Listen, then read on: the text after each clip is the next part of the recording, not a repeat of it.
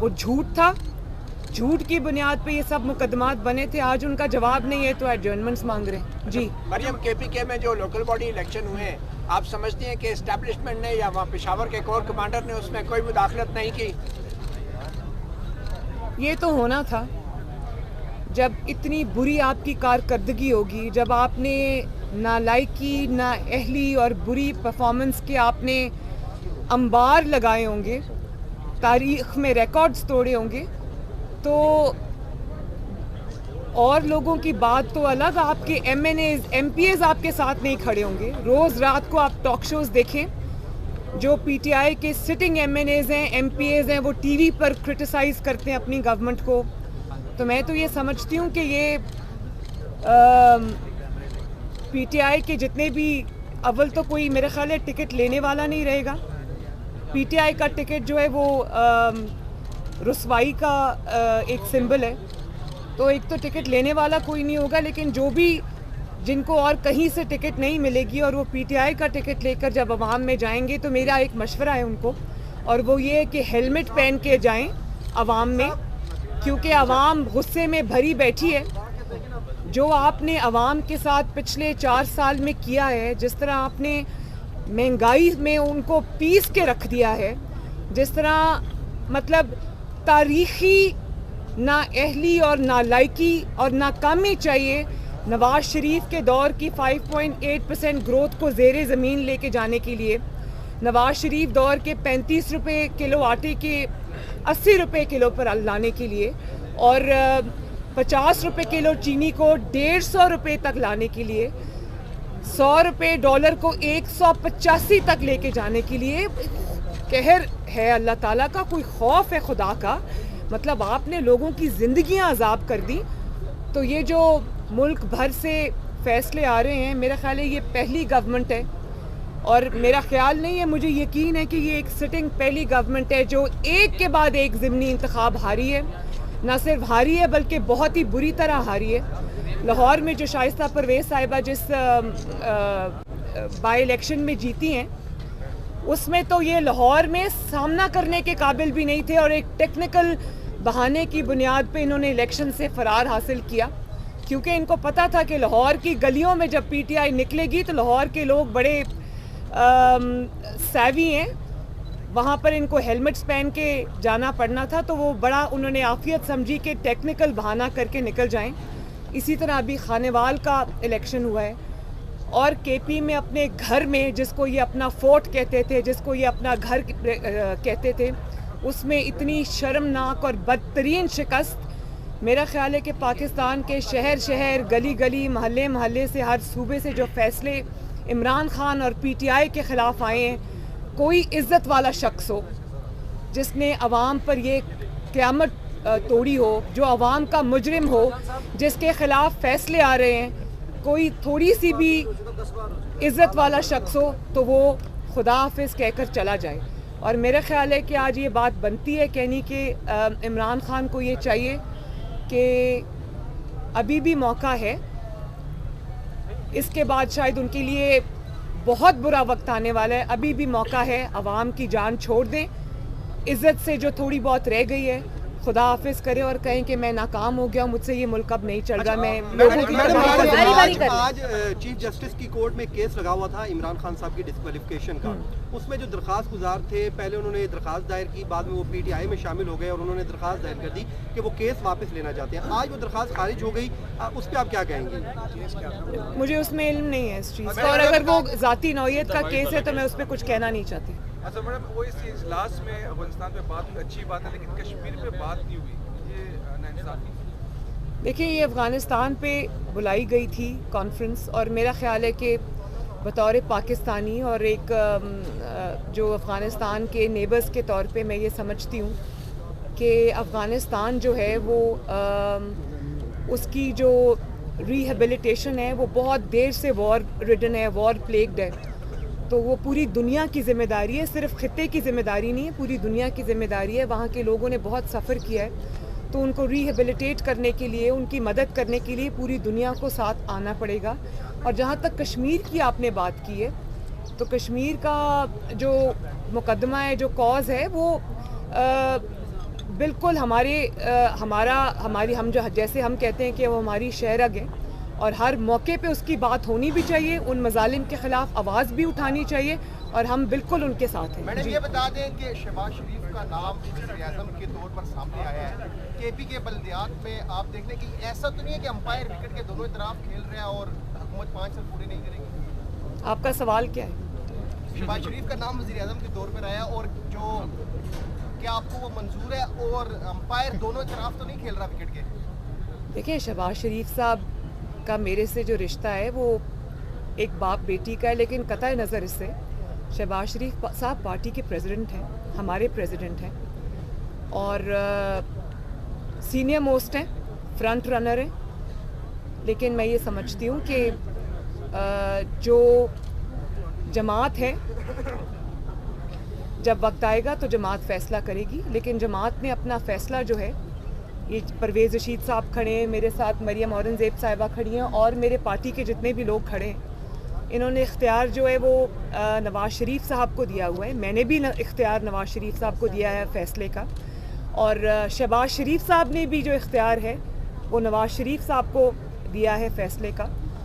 तो जब वक्त आएगा इंशाअल्लाह पार्टी की मशावरत के साथ नवाज़ शरीफ साहब फ़ैसला करेंगे और मेरे लिए इससे खुशी की और क्या बात होगी कि शहबाज शरीफ साहब जो हैं वो हों, हम सब उनके पीछे खड़े होंगे, हम सब उनके साथ खड़े होंगे, हम उनकी सपोर्ट, उनका सहारा, उनका जो भी हमसे हो सका हम करेंगे। तो इससे ज़्यादा खुशी की और बात नहीं, लेकिन वक्त आने पे फैसला इंशाअल्लाह ताला जमात करेगी मियाँ साहब की सरबराही। अच्छा मैडम आपकी अगर बात करें पंजाब की अगर बात करें तो पंजाब में आप ज़मीनी इंतखाबात जीत भी रहे हैं, लेकिन कल बल्दियात में केपी में मुस्लिम लीग नून की वो परफॉर्मेंस नहीं रही जो मौलाना ने दिखाई या दीगर जमातों ने। तो आप लोगों को नहीं लगता कि आपको केपी में काम करने की ज़रूरत है? सबसे पहले तो मैं मौलाना साहब को, मौलाना फजल रहमान साहब को दिल की गहराइयों से KPK के इंतखाबात में इतनी शानदार परफॉर्मेंस पे मुबारकबाद देती हूँ और मुझे बहुत खुशी हुई है कि उन्होंने बहुत ही अच्छा परफॉर्म किया है उनकी जमात ने KPK के इलेक्शंस में और मुझे लगा कि ये हमारी फ़तह है। उनको देखा तो खुशी हुई। मेरी तरफ से JUIF को बहुत बहुत मुबारकबाद। जहाँ तक मुस्लिम लीग नून का ताल्लुक़ है तो मुस्लिम लीग नून का हज़ारा में काफ़ी इन्फ्लुएंस है और हज़ारा में एक उसमें इलेक्शन हुआ है अभी, उसमें बहुत अच्छा रिज़ल्ट आया है। लेकिन मेरा ख़्याल है कि हज़ारा में या KPK में मुस्लिम लीग नून का वोट बैंक मौजूद है और बहुत बड़ी तादाद में मौजूद है। मेरी ये ज़ाती ख्वाहिश भी है और ये मैं अपनी जमात में भी ये कहूँगी कि हमें KPK को पूरी तवज्जो देनी चाहिए। KPK जिस अजाब से गुजरा है पिछले 11 साल में इमरान खान की नाअहली की वजह से, नालायकी की वजह से, तो जो तरक्की KPK का हक थी जिसमें वो सड़कें, मोटरवेज़ और चीज़ें, जो तरक्की के जितने भी मंसूबे थे जो KPK में बनने चाहिए थे, वो शायद इस नालायकी और नाअहली की नज़र हो गए। वो एक BRT है जो जिसके बारे में मशहूर है कि चलती कम है जलती ज़्यादा है। तो मेरा ख़्याल है कि मैं KPK के अवाम को भी ये रिक्वेस्ट करूँगी कि तरक्की आपका हक है, तरक्याती मंसूबे आपका हक हैं, आप किसी सूबे से कम नहीं हैं। तो मुस्लिम लीग नून को मौका दें और मैं मुस्लिम लीग नून को भी ये कहूँगी कि पूरी तवज्जो अपनी KPK में रखें और वहाँ पर काम करें, वहाँ लोगों को रीच आउट करें और अपने वोट बैंक को ना सिर्फ ये कि एक्टिवेट करें बल्कि और ज़्यादा इन्हांस करें। तो KPK में मुस्लिम लीग नून का बहुत बड़ा पोटेंशियल है, सिर्फ उसको जो है वो उस पर तवज्जो देने की ज़रूरत है। मैडम एक ऑडियो है जिसमें आप मुबैना ऑडियो आई हुई है जिसमें कह रहे हैं कि मरियम नवाज़ की आवाज़ है और उसमें आप मीडिया मैनेजमेंट की बात कर रही हैं और 2 चैनल्स का नाम ले रही हैं कि उन्होंने जियो और दुनिया ने तो देखें उनकी ऐसी तैसी फेंकी। ऑडियो है, ये सिर्फ बता दें कि ये आपकी है क्या है? मैं इसका जवाब दे चुकी हूँ, मैं बिल्कुल इसका जवाब दे चुकी हूँ और क्लियरली दे चुकी हूँ। अच्छा मैडम, KPK में जो इलेक्शन हुए आप समझती हैं कि एस्टैब्लिशमेंट उसमें न्यूट्रल रही है? मैं देखें उसके रिज़ल्ट्स हैं, मैं उसके बारे में तो कुछ नहीं कह सकती, लेकिन मैं ये ज़रूर कह सकती हूँ कि जो इमरान खान की परफॉर्मेंस है उसको दुनिया की कोई ताकत सपोर्ट नहीं कर सकती। इमरान खान की जो परफॉर्मेंस है वो उसके बोझ तले खुद दब गया है और मेरा नहीं ख्याल कि इसके बाद उनका कोई सर्वाइवल है। मैडम नवाज शरीफ कब वापस आएंगे? इंशाअल्लाह ताला बहुत जल्दी वापस आएंगे। मेरी तो ख्वाहिश है कि वो कल ही आ जाएं लेकिन बहुत जल्दी वापस आएंगे। वो भी आने को बेचैन है, उनका मुल्क है, उनकी मिट्टी है, और इंशाअल्लाह ताला बहुत जल्दी वापस आएंगे। अच्छा, कुछ खबरें ये हैं कि लाहौर में एक मुलाकात हुई है, आपके इल्म में है ऐसी कोई मुलाकात?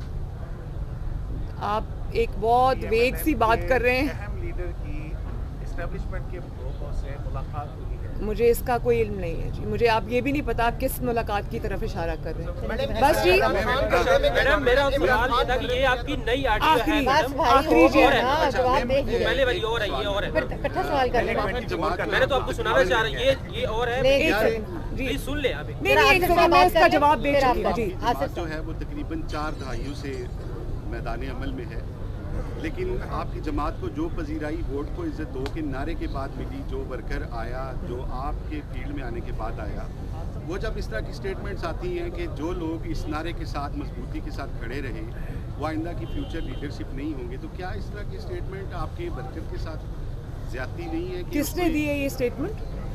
ये जो बातें आती हैं कि आप नहीं होंगी, फलां नहीं होंगे, मतलब फ्यूचर के पार्टी की उसके अंदर पार्लिमानी सियासत। देखें, ये अल्लाह ताला के फ़ैसले हैं।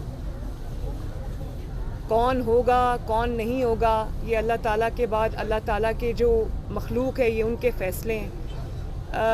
जिस किस्म के एक कभी मुशर्रफ हुआ करता था, मैं सिर्फ ये बात कह के अपनी बात ख़त्म करूँगी कि आपकी बात से मुझे याद आ गया कि एक मुशर्रफ होता था जो दोनों मुक्के कभी दिखाता था और कहता था नवाज़ शरीफ इज़ हिस्ट्री। फिर अल्लाह ताला वो दिन लेकर आया कि वो मुशर्रफ अपनी टीवी स्क्रीन पे यहाँ बैठ के देख रहा था कि नवाज़ शरीफ तीसरी मर्तबा वज़ारत उज़्मा का हल्फ उठा रहा था। तो ताकत और पावर और इक़्तिदार एक ऐसी चीज़ है जिसने उस पर तकिया कर लिया, उसका फ्यूचर अच्छा नहीं है। तो ये तो अल्लाह ताला के फ़ैसले और अवाम के फ़ैसले हैं, ये कोई स्टेटमेंट नहीं है, ये किसी का और का फ़ैसला नहीं है। वो जो चाहेगा वही होता है। मैडम, आपने बात की मुशर्रफ साहब को ये अदालतें सज़ा नहीं दे सकी, सज़ा तो दी, इम्प्लीमेंट नहीं हो सका। क्या इन अदालतों से आपको इंसाफ की उम्मीद है?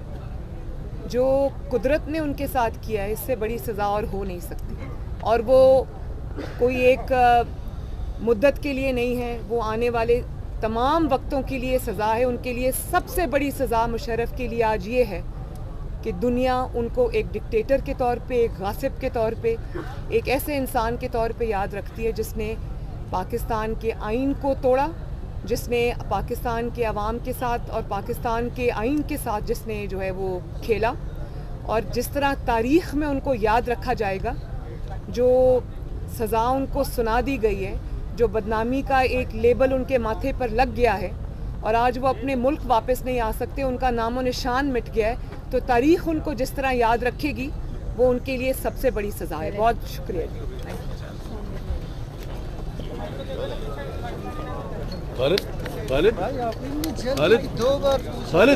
ये नहीं है ना यार, खालिद है ना, इससे पूछा था कि ये आपकी है। अच्छा जी, अच्छा जनाब, जबरदस्त, सब किया नहीं। अच्छा जनाब, मैंने कहा हमें भी टाइम दें, उसके बाद करें।